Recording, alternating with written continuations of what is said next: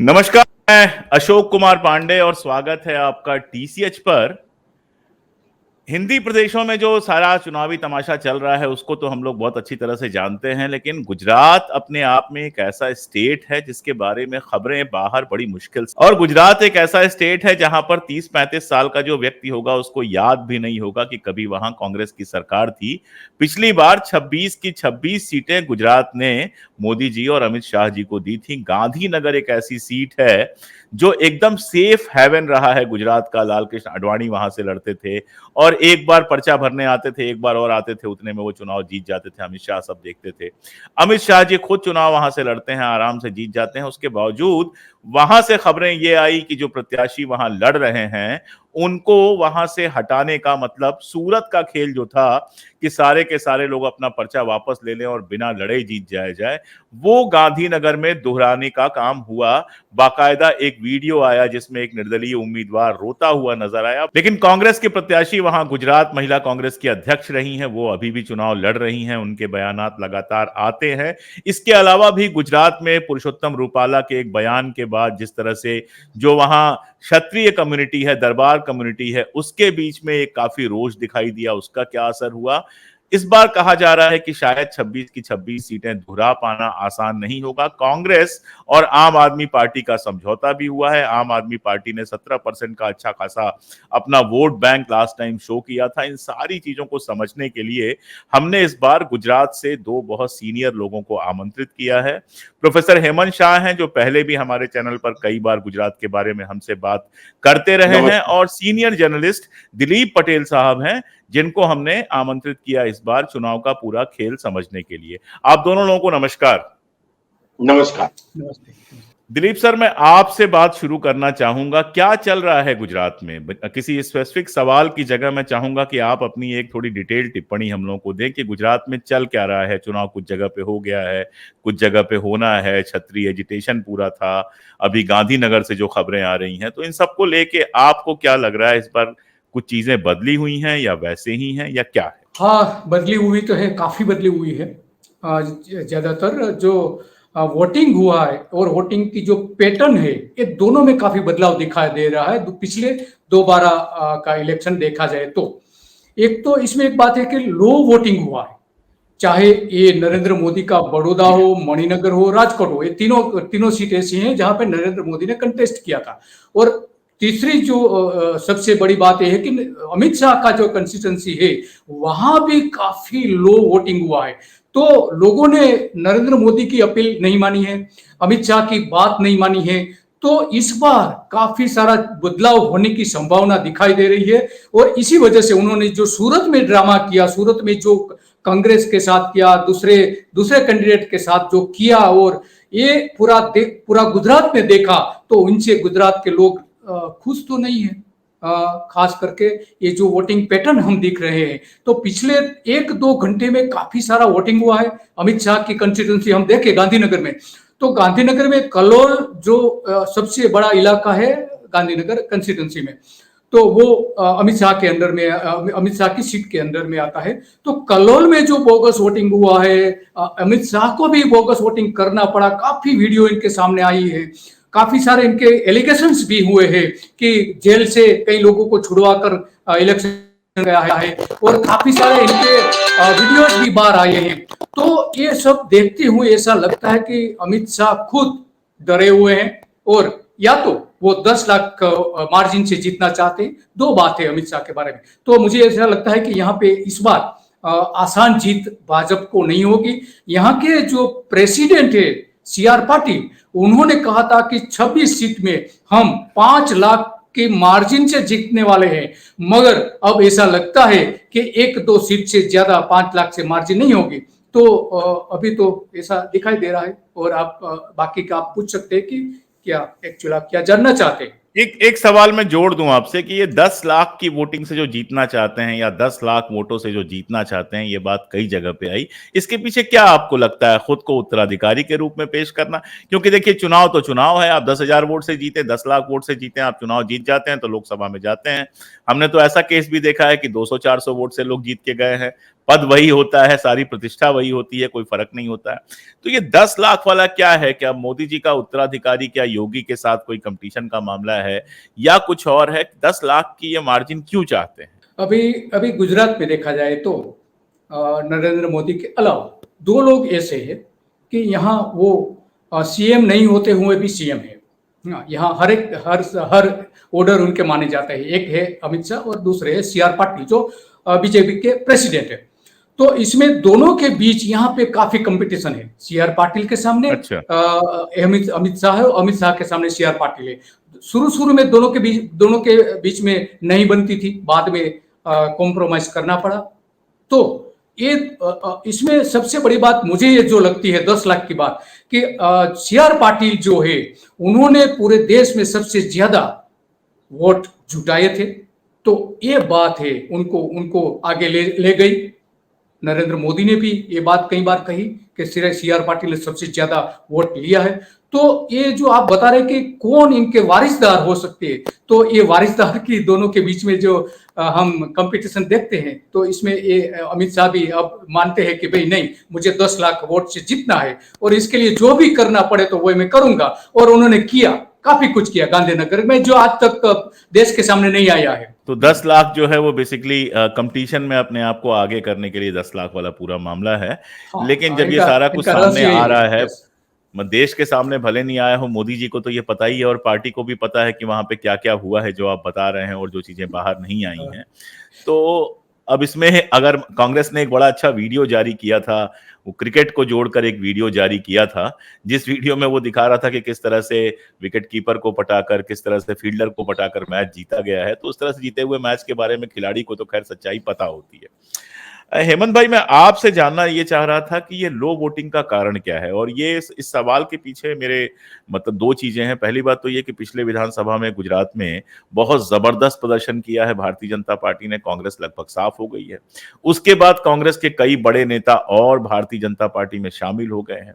और तीसरी बात यह कि जिस तरह से आपके साथ मेरी लंबी बात हुई है गुजरात मॉडल को लेके, जिसको इस चैनल पर काफी लोगों ने देखा है, उसमें ऐसा लगता है कि शिक्षा, स्वास्थ्य और इन सारी चीजों को लेकर लोग बहुत परेशान हैं। उसके बावजूद ये लो टर्नआउट का क्या मतलब है? क्यों लो टर्नआउट है? या तो ये हो सकता है कि लोग जानते हो कुछ भी कर दो भारतीय जनता पार्टी जीतेगी, और या फिर कोई और वजह? देखिए, जो गुजरात में अभी वोटिंग हुआ उसका जो परसेंटेज निकल कर आया है वो 60.13% है, जो गत बार हुआ उससे 4% कम है करीब। इसका मतलब काफी कुछ हो सकता है, लेकिन दो तीन बातें मुझे लगता है कि बहुत महत्व की है। एक बात तो यह है कि शायद लोगों को यह लग रहा है कि हम किसी को भी वोट देंगे तो भी शायद बीजेपी जीतेगी, तो हम फिर वोट देने क्यों जाए। ये गर्मी बहुत है, हीट वेव चल रहा है, वो अलग बात है, इससे कोई मायना पड़ता है ऐसा मैं नहीं समझता, क्योंकि मैं खुद करीब 12:30-1 बजे वोटिंग करने गया तो भी मेरा नंबर करीब 30वां था मेरे बूथ पर। तो हीट वेव के चलते हुए ये कम वोटिंग हुआ है ऐसा मैं नहीं मानता। सवाल इस बात का है कि जो 4% कम हुआ है, इसका मायना ये भी है कि लोगों की एक प्रकार से रुचि कम हो गई है। वो क्यों कम हो गई? एक सेकंड रोको कि विधानसभा में कितने परसेंट चुनाव हुआ था? कितने परसेंट वोटिंग हुई थी विधानसभा में? तो याद नहीं है अभी मुझे, लेकिन जो कम हुआ था, जो फासला था वो करीब 10% का फासला था। बीजेपी को जो वोट मिला उसमें 10% का फासला था।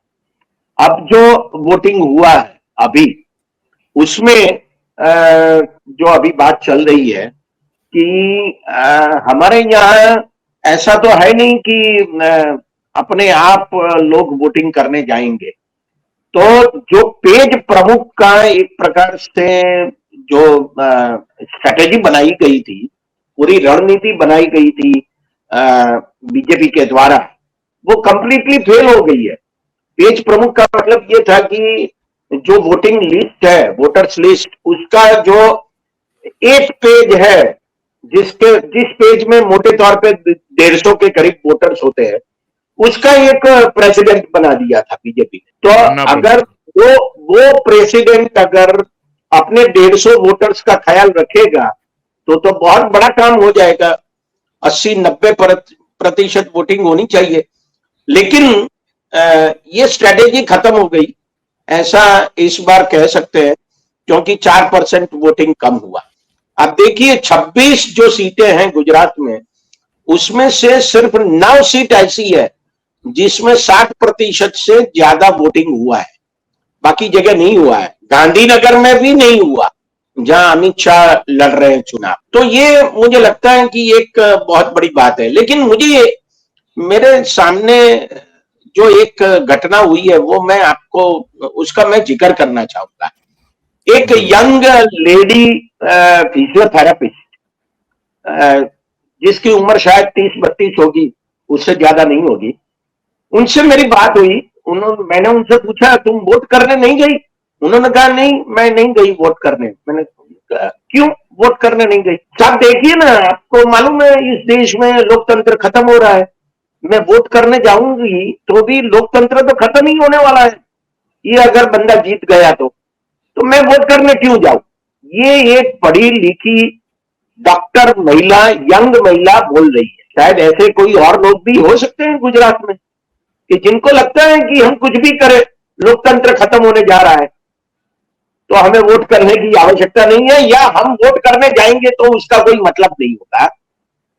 ये मुझे लगता है कि एक प्रकार से अरुचि हुई पैदा गुजरात में, ये एक बहुत बड़ी बात है। और दूसरी बात ये भी है कि क्षत्रियों का इतना बड़ा आंदोलन हुआ, जहां जहां क्षत्रियों ने बहुत बड़े पैमाने पर वोटिंग किया, उन सीटों को छोड़ दो तो भी आपको लगेगा कि और सीटों पर जो ज्यादा वोटिंग होना चाहिए था वो नहीं हुआ।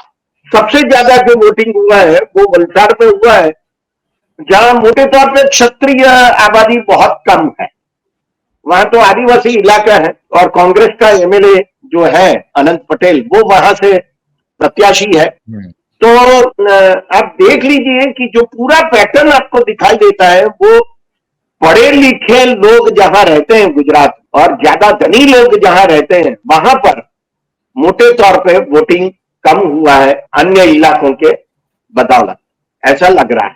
पटेल साहब, मैं आपसे जानना चाह रहा हूं, अब थोड़ा सा जो रियल पॉलिटिक्स होती है वहां तक पहुंचते हैं। इस बार आप और कांग्रेस ने साथ मिलकर चुनाव लड़ा था। भरूच से आम आदमी पार्टी चुनाव लड़ रही थी, बाकी जगहों पर उसने कांग्रेस को समर्थन दिया। तो इसका कितना असर पड़ा है, और क्या 26 का 26 रिपीट होने जा रहा है या फिर रिजल्ट थोड़ा अलग होगा? आपको अपना जो आपकी एनालिसिस है दिलीप भाई, उसमें आपको क्या लगता है, ये मैं जानना चाहता हूँ। हाँ, जो इनको देखा जाए तो 2022 में असेंबली का इलेक्शन जो हुआ था, तो इसमें आम आदमी पार्टी ने वो पहली बार इतनी सारी सीट्स पर कंटेस्ट कर रही थी आम आदमी पार्टी, तो इसने 42 लाख वोट्स कवर किए थे, 42 लाख।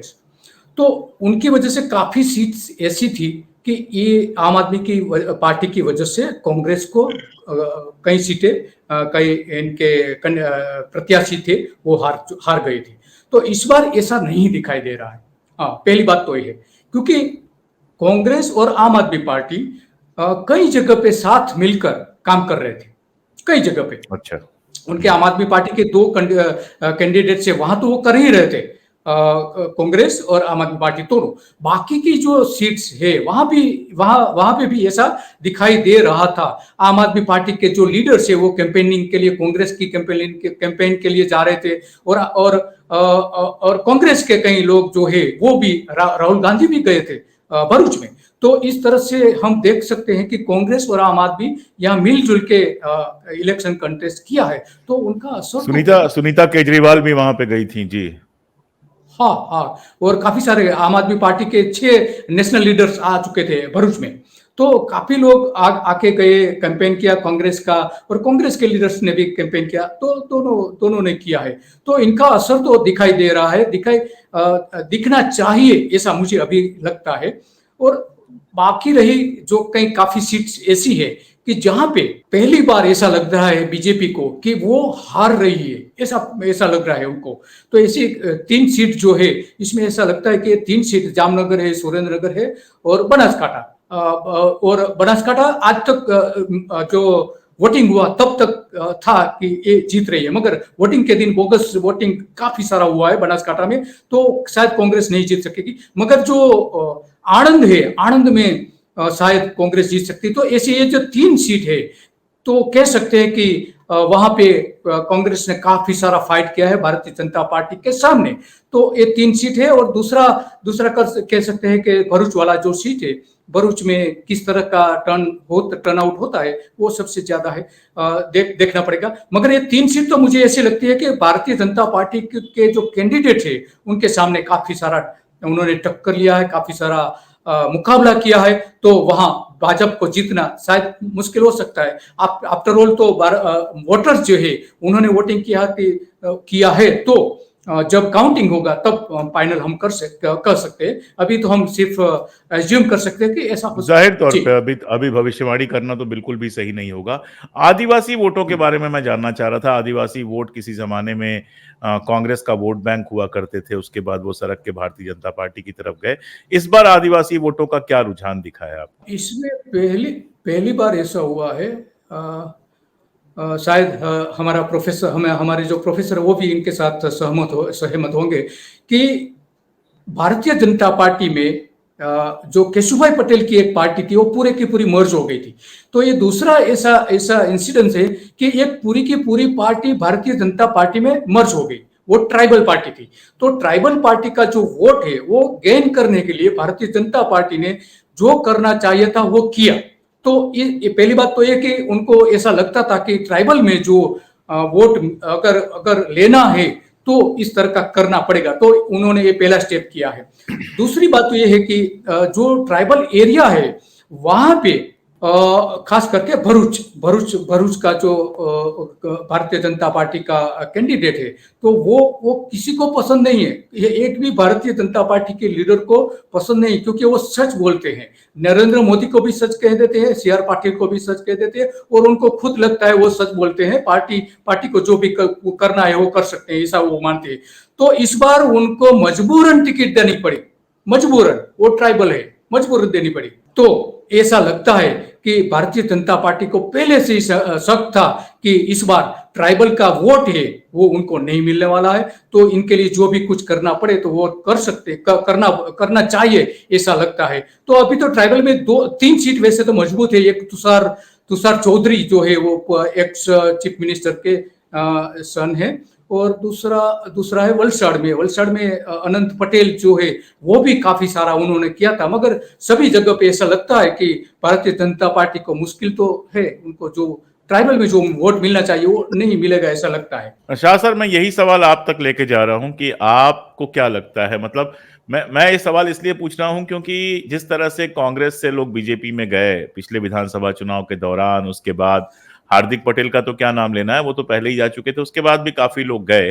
तो और पिछले चुनाव में, विधानसभा चुनाव में जिस तरह से कांग्रेस की बुरी स्थिति रही, उसके बाद अगर 3-4 सीटों पर भी कांग्रेस जीतती हुई दिखाई दे रही है या संघर्ष करती हुई दिखाई दे रही है, तो मुझे तो ये एक पॉजिटिव साइन लग रहा है। आपको क्या लग रहा है, ये सिर्फ संघर्ष या कुछ सीटें जीत सकते हैं? सबसे बड़ी बात तो ये है कि अगर बीजेपी को डर लग रहा है या कांग्रेस बिल्कुल लड़ाकू मूड में है, तो ये गुजरात की राजनीति के लिए बहुत बड़ी बात है। क्षत्रियों का जो आंदोलन चलाया वो क्षत्रिय संकलन समिति ने चुनाव खत्म होते ही जो प्रेस कॉन्फ्रेंस किया, इसमें उनके नेता ने ये बताया कि 25 में से 10 सीटों पर हमने बहुत बड़ा भारी मतदान बीजेपी के खिलाफ किया।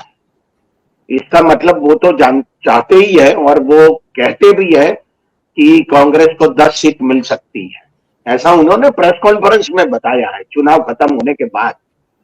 सवाल इस बात का है कि इतनी बड़ी फाइट हुई, ये 2022 में 156 सीट 182 में से लाने के बाद हुई है। ये शायद बीजेपी ने सोचा भी नहीं होगा। जो सिर्फ 17 सीटें कांग्रेस को मिली थी विधानसभा के चुनाव में, उसमें से भी थोड़े चले गए। जिसमें एक बहुत बड़ा नाम है अर्जुन मोढवाडिया, जो बीजेपी कांग्रेस के प्रेसिडेंट रहे थे गुजरात के, वे भी चले गए। फिर भी इतनी बड़ी फाइट हुई, यही मुझे लगता है कि बहुत बड़ी बात है। हाँ, इसमें क्षत्रिय आंदोलन का बहुत बड़ा हिस्सा रहा माहौल बनाने में, लेकिन आप पार्टी और कांग्रेस ने भी जो गठबंधन किया और 2 सीट जो आप लड़ रही है, वहां बहुत बड़ी फाइट हो रही है।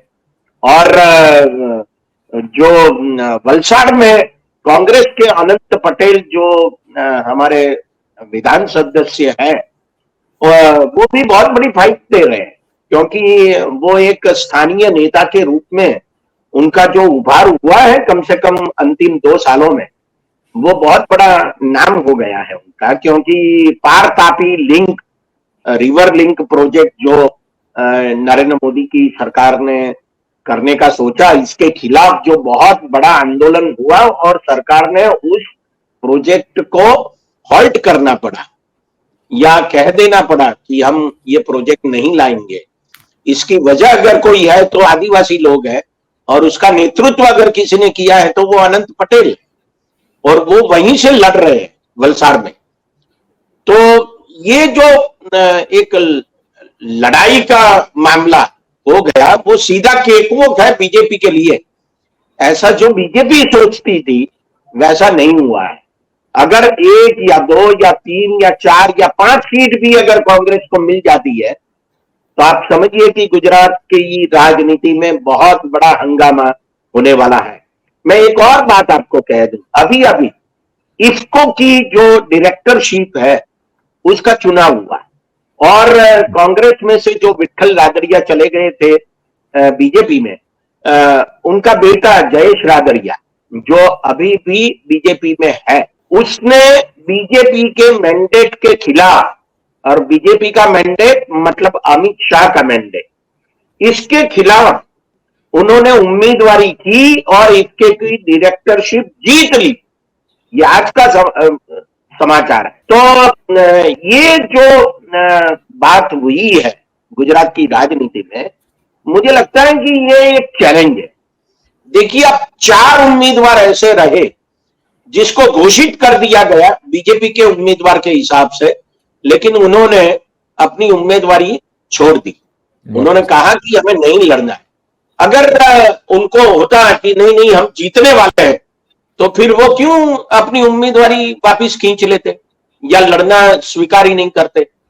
और सबसे बड़ी बात कि एक महिला ने शुरुआत की बीजेपी के उम्मीदवार के सामने बगावत करने की, और वो बड़ौदा में हुई, जहां से लड़के नरेंद्र मोदी प्राइम मिनिस्टर बने थे। बड़ौदा तो शहर है, बराबर, ये नगरजनों का विस्तार है, तो वहां पर इतनी बगावत होना ये भी बहुत बड़ी बात है बीजेपी के लिए।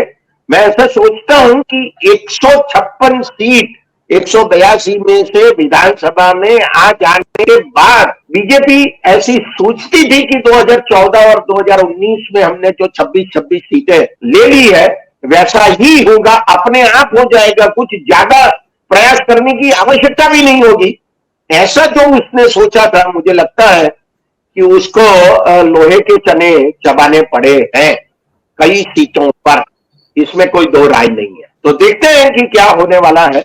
लेकिन कई लोग, पत्रकार लोग भी कहते हैं, और क्षत्रिय समाज की जो संकलन समिति है वो भी कहती है कि 1 से लेके 10 सीट तक बीजेपी आ सकती है। दिलीप भाई, आप सहमत हैं प्रोफेसर साहब से, या कुछ कहना चाहेंगे? आपकी बात के साथ ही हम बात खत्म करेंगे आज। हाँ, श्योर, इनके साथ सहमत हूँ। इसीलिए भी सहमत हूँ कि हमारे जो प्रोफेसर साहब है, हर रोज एक छोटा सा पीस गुजराती में लिख के अपने सोशल मेरे पास भी आता है, और मुझे गुजराती पढ़ने आता है। मुझे पूरा गुजरात में वो वायरल हो जाता है। 2 घंटे में तो करीब का लाखों लोगों के पास पहुंच जाता है। तो वो जानते हैं, गुजरात के लोगों की नब्ज जानते हैं। इसीलिए वो जो कह रहे हैं वो सही बात है। ज्योतिबेन के कहे जो बड़ौदा में उन्होंने बात की थी, तो उन्होंने शुरू की थी, और 4 ऐसे कैंडिडेट उनको बदलना पड़ा।